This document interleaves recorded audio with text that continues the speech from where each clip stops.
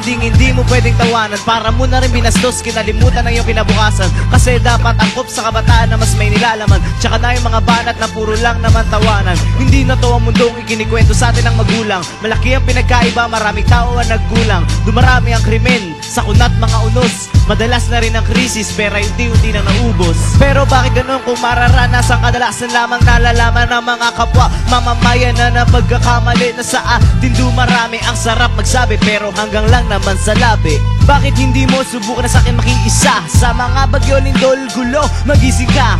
Makakapagtrabaho pa kaya tayo mga bagong henerasyon? Makabagong teknolohiya, ano kaya itsura ng edukasyon? Siguro masaya pagpasok sa eskwela kasabay ang mga robot. Basta made in America, Japan, di baling di maganda ang dulot.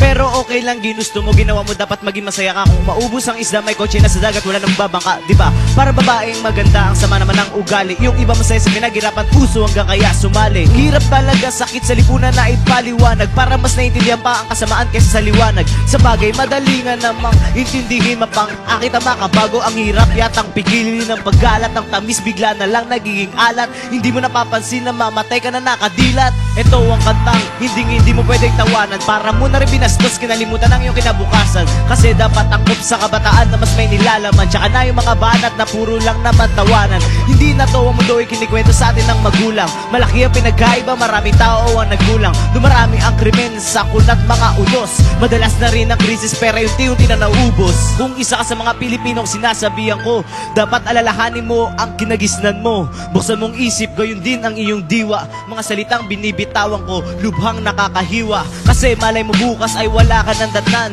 Wala na tuwid na daan tulad ng nakaraan. Lahat ng bagay may hangganan, kaya dapat lang ingatan. Pagkatao sa sarili, dapat mo iangat ang pagkakaisa. Kung ayaw mo lumutang at makita Pilipinas na lubog na nga sa utang. Umpisa mo sa sarili, umpisa ka ng paggalang. Respeto sa isa't isa, wag iisipin ng mga hadlang. Kung ayaw mo mangyari ang nangyari sa iba, gumawa ka ng hakbang, wag hintaying mayari ka.